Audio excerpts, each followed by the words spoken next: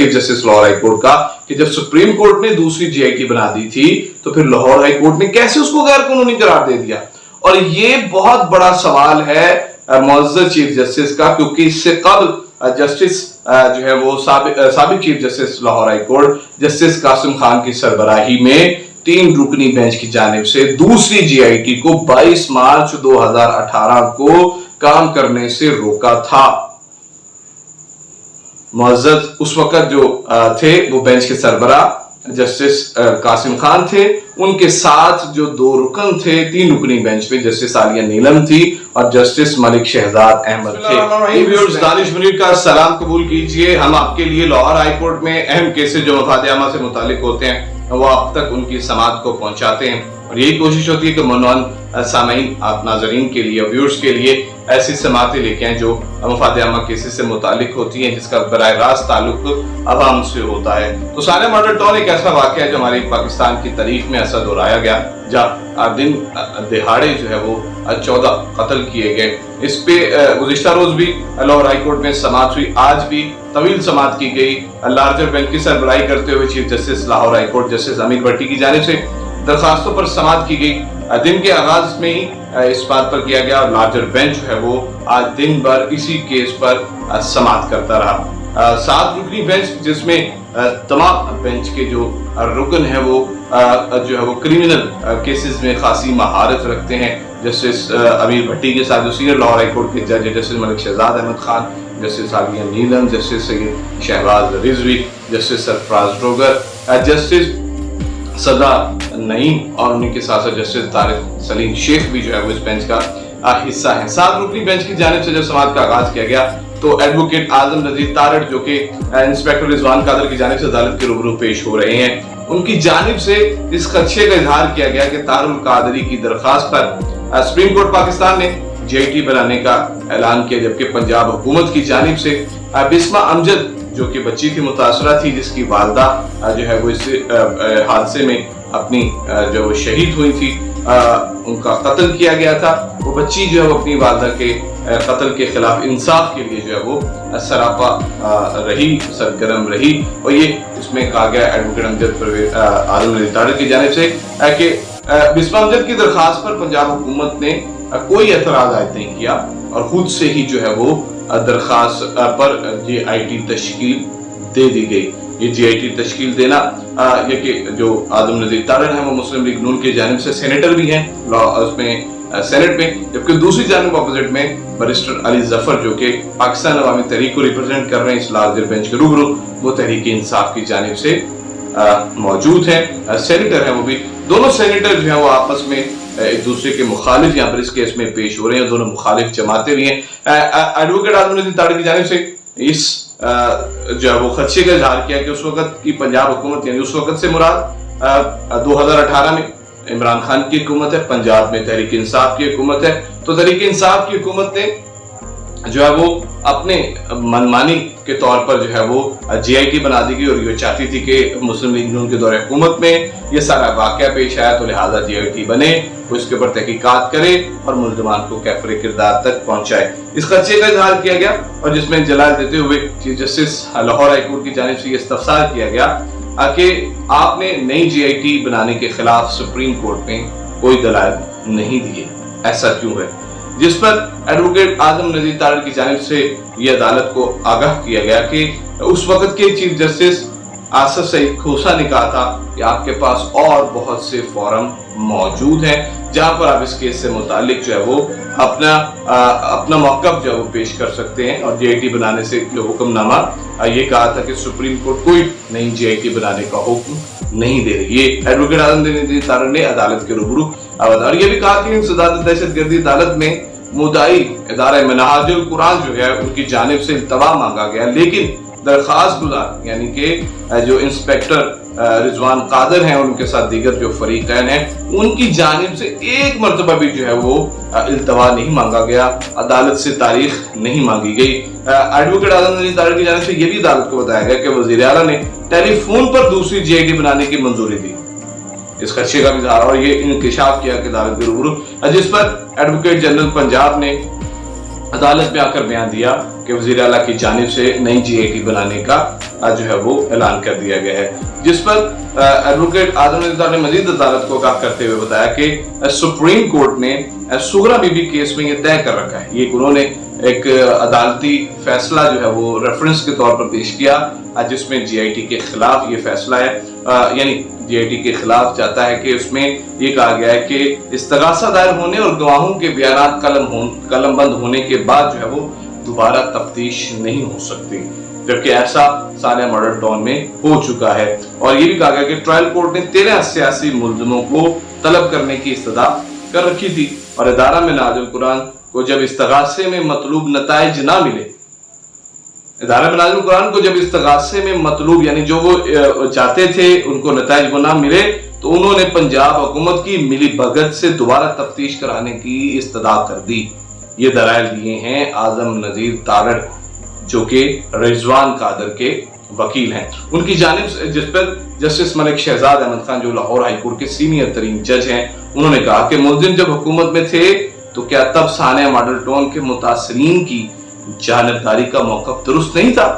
यानी उनका ये कहना था कि हुकूमत में मुस्लिम लीग नून थी, उनकी हुकूमत में कैसे गैर जानबदार जो है वो तहकीक हो सकती थी, इस पर जो उनका खदशा था वो तो बिल्कुल दुरुस्त था। तो उस पर एडवोकेट आजम नज़ीर तारड़ की जानिब से कहा गया कि जानबदारी के खदशे के बाइस ही तो मुतासरीन ने इस्तगासा दायर किया, जिस पर समाज जो है वो 12:30 बजे के लिए मुलतवी की गई। जब उसके बाद दोबारा समाज शुरू हुई तो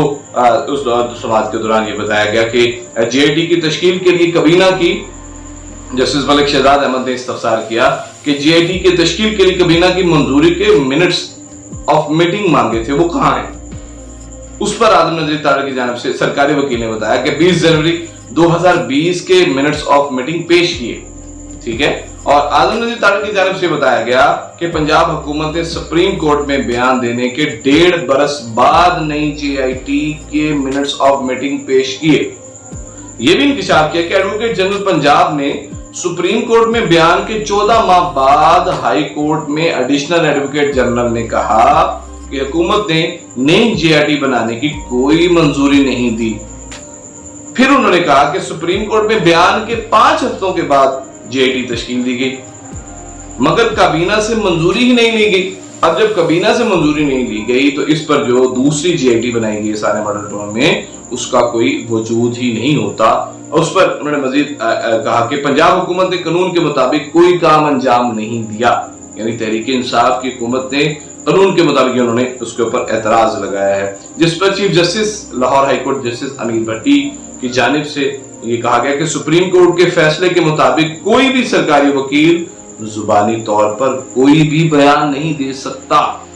ये सुप्रीम कोर्ट के ऑर्डर मौजूद है, वो जो भी बात करेगा वो पढ़ी लिखी करेगा, वो रिटर्न में करेगा, जुबानी कोई भी बयान अदालत के रूबरू नहीं देगा। और ये भी कहा गया मुअज़्ज़ज़ चीफ जस्टिस की जानिब से कि ये तस्लीम शुदा हकीकत है कि GIT पहले बनाई गई और उसकी मंजूरी बाद में ली गई। ये भी जो है वो हकीकत हमारे सामने मौजूद है और सुप्रीम कोर्ट ने तो GIT बनाने का हुक्म दिया था, मुअज़्ज़ज़ चीफ जस्टिस की जानिब से कहा गया, जिस पर एडवोकेट आजम नज़ीर तारड़ ने कहा कि पंजाब हुकूमत के नोटिफिकेशन में सुप्रीम कोर्ट के हुक्म का हवाला ही मौजूद नहीं है। वहां पे किसी किस्म का सुप्रीम कोर्ट का तज़किरा ही नहीं किया गया कि ये सुप्रीम कोर्ट के हुक्म पर बनाई गई है। सिंपल एक पेपर था, उस पर GIT के बनाने का ऑर्डर जारी कर दिए गए, जिस पर chief justice Lahore high court ने इस्तफसार किया कि सुप्रीम कोर्ट ने अपने हुक्म में दरख्वास्त समर आवर साबित होने का कहा। समर आवर का मानी क्या है? जिस पर एडवोकेट आजम नज़ीर तारड़ ने कहा कि पंजाब हुकूमत को पता था कि इस्तगासा दायर होने के बाद दोबारा तफ्तीश नहीं हो सकती। पंजाब की हुकूमत ने पाकिस्तान अवामी तहरीक से मुफाहमत की बिना पर नई GIT बनाने का बयान दिया था। जैसा कि मैं पहले बता चुका हूं कि वो बार बार इस खदशे का इजहार कर रहे हैं कि तहरीक इंसाफ की हुकूमत मुस्लिम लीग नून के सरबराहान को इस झांसे में फंसाने के लिए, पॉलिटिकल विक्टिमाइजेशन के लिए ये सारे केस में अवामी तहरीक का साथ दे रही है। मजीद जब इस केस पर आगे चलते हैं तो बताता हूँ कि आपको उस पर एडवोकेट आजम नज़ीर की तारीफ से अदालत को बताया गया कि हुकूमत तो किसी और की थी मगर अदालत खुद मुख्तार है। अगर हुकूमत उस वक्त में थी, हुकूमत ये ऑर्डर करती, अदालत ये ऑर्डर करती तो इस पर मजीद मामलात की छानबीन हो सकती थी। एडवोकेट आजम नज़ीर तारड़ की जानिब से कहा गया कि मुतासरीन सानहा मॉडल टाउन ने इंसदाद दहशतगर्दी अदालत में इस्तगासा दायर किया और तमाम सियासी अफराद को मुल्जिम ठहराया। अदालत अगर इस्तगासे में फर्द जुर्म आयद होने के बाद दोबारा से तफ्तीश की इजाजत देगी तो पंडोरा बॉक्स खुल जाएगा। ये प्राइवेट कंप्लेनेंट केस है जिसमें फर्द जुर्म आयद होने के बाद नई जीआईटी तश्कील करवा ली। अदालत में नाज़िल कुरान सानहा मॉडल टाउन की दूसरी एफआईआर में अपना ट्रायल खुद मुंजमद करवा चुका है। ये खासा तजाद जो है वो उनके इस केस में पाया जा रहा है। चीफ जस्टिस लाहौर हाईकोर्ट की जानिब से इस्तफसार किया गया कि अगर प्राइवेट कंप्लेंट वापस ले ली जाती तो फिर क्या सूरत हाल होती। उस पर एडवोकेट आजम नज़ीर की जानिब से कहा गया कि सानहा मॉडल टाउन का इस्तगासा वापस लिया जाता है तो फिर सूरत हाल मुख्तलिफ होगी।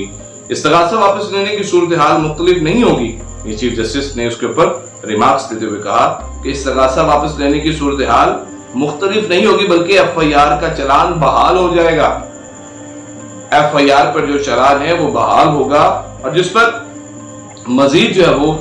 इस्तफसार करते हुए चीफ जस्टिस ने उनसे एडवोकेट आजम नज़ीर तारड़ से इस्तफसार किया कि सुप्रीम कोर्ट में दरखास्त गुजारों की मौजूदगी में नई जीआईटी का हुक्म दिया गया था, वहां आपने दलाइल क्यों नहीं दिए। मजीद इस्तफसार किया, सवाल उठाया आजम नज़ीर तारड़ की जो है वो उनकी तरफ से जो एतराज़ात थे कि सुप्रीम कोर्ट के हुक्म को लाहौर हाई कोर्ट कैसे गैर कानूनी करार दे सकती है। चीफ जस्टिस ने मजीद कहा कि इस केस में हर फरीक को उस वक्त तक दलाइल का मौका देंगे जब तक वकील खुद रोस्ट्रम न छोड़ दे। अदालत ने जो 7 रुकनी बेंच की सरबराही करते हुए इस केस पर कल जो है वो दोबारा समाअत का जो है वो वक्त दिया गया है और ये वाज़े तौर पर 7 रुकनी बेंच की सरबराही में मुअज़्ज़ज़ chief justice Lahore high court की जानिब से कहा गया है कि अगर आज़म नज़ीर तारड़ को 2 दिन हो चुके हैं, मजीद इतना वक्त लगेगा, वो केसेस की समाअत करेंगे और लार्जर बेंच उस वक्त तक समाअत करता रहेगा जब तक दोनों फरीकैन की जानिब से खुद ये अदालत को न कह दिया जाए कि हमारे दलाइल मुकम्मल हो चुके हैं, हम रोस्ट्रम छोड़ रहे हैं। इन तमाम दलाइल को सुनने के बाद ये अदालती जो लार्जर बेंच है वो उसके बाद जो है वो केसेस की ऊपर जो है वो इन दरखास्तों के ऊपर जो है वो बड़ा फैसला जारी करेगा। आज की जो समाअत का हवाल था आप तक पहुंचाया। ये बहुत सवालात अदालत की जानिब से भी उठाए गए, जस्टिस मलिक शहजाद अहमद की जानिब से भी उठाए गए, दीगर जो बेंच के रुकन थे उन्होंने भी बड़े बगौर समाअत के तमाम पहलुओं का जायजा लिया और कल फिर दोबारा सुबह के वक्त एडवोकेट आजम नज़ीर तारड़ को मजीद दलाइल देने की हिदायत की गई और अदालत ने उनको तलब कर लिया है कि वो कल दोबारा अदालत के रूबरू पेश होकर दोबारा से दलाइल दें और मजीद जो उनके पास जो दलाइल मौजूद हैं वो अपनी तरफ से दलाइल जो है वो कल भी लार्जर बेंच के सामने पेश करें। तो एक बड़ा जबरदस्त मौका है पाकिस्तान अवामी तहरीक के सामने कि वो अपने इस केस को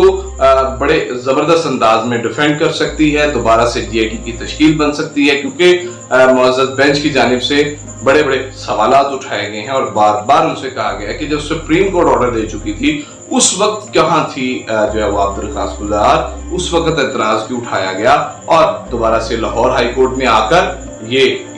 जो है वो कलअदम करवा दिया गया था। और ये बड़ा एक रिमार्क्स था chief justice Lahore high court का कि जब सुप्रीम कोर्ट ने दूसरी जीआईटी बना दी थी तो फिर लाहौर हाई कोर्ट ने कैसे उसको गैर कानूनी करार दे दिया। और ये बहुत बड़ा सवाल है मुअज़्ज़ज़ चीफ जस्टिस का, क्योंकि इससे कबल जस्टिस जो है वो साबिक chief justice Lahore high court justice Qasim Khan की सरबराही में 3 रुकनी बेंच की जानिब से दूसरी जीआईटी को 22 मार्च 2018 को काम करने से रोका था।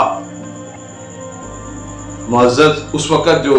थे वो बेंच के सरबराह जस्टिस कासिम खान थे, उनके साथ जो 2 रुकन थे 3 रुकनी बेंच पे जस्टिस आलिया नीलम थी और जस्टिस मलिक शहजाद अहमद थे। ये भी उस बेंच का हिस्सा है जिन्होंने दूसरी जीआईटी को काम रखा हुआ था। ये ऑर्डर दिया गया था जिस पर एडवोकेट अहमद अवैस की जानिब से बड़े गम और गुस्से का इजहार किया गया था अदालत के रूबरू और ये कहा गया था कि पंजाब हुकूमत का मौक़िफ़ तहरीक इंसाफ के